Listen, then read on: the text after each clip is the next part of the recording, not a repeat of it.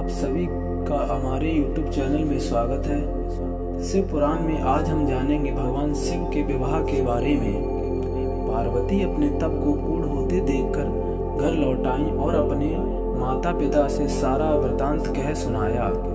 अपनी दुलारी पुत्री की कठोर तपस्या को फलीभूत होता देखकर माता पिता के आनंद का ठिकाना नहीं रहा।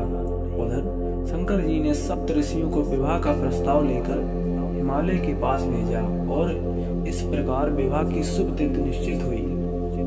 सप्त ऋषियों द्वारा विवाह की तिथि निश्चित कर दी जाने के बाद भगवान शंकर जी ने नारद जी द्वारा सारे देवताओं को विवाह में सम्मिलित होने के लिए आदर पूर्वक निमंत्रण किया और अपने गणों को बारात की तैयारी करने का आदेश दे दिया। उनके इस आदेश से अत्यंत प्रसन्न होकर गणेश्वर, शंखकर्ण, केकराक्ष, वृकत, विशाख, विक्रातनन, दुदंब, कपाल, कुंडक, काप, पादोदर, मधुपिंग, प्रथम, वीरभद्र आदि गणों के अध्यक्ष अपने अपने गणों को साथ लेकर चल पड़े। नंदी, क्षेत्रपाल, भैरव आदि गजराट की कोटि कोटि गणों के साथ निकले। ये सभी 3 नेत्रों वाले थे। सबके मस्तक पर चंद्रमा और गले में नीले चिन्ह थे। सभी ने रुद्राक्ष के आभूषण पहन रखे थे। सभी के शरीर पर उत्तम भस्म पुती हुई थी। इन गणों के साथ शंकर जी के भूतों, प्रेतों, पिशाचों की सेना भी आकर सम्मिलित हो गई। इनमें डाकिनी, शाकिनी, यादुधारण, बेताल, ब्रह्म राक्षस आदि सभी शामिल थे।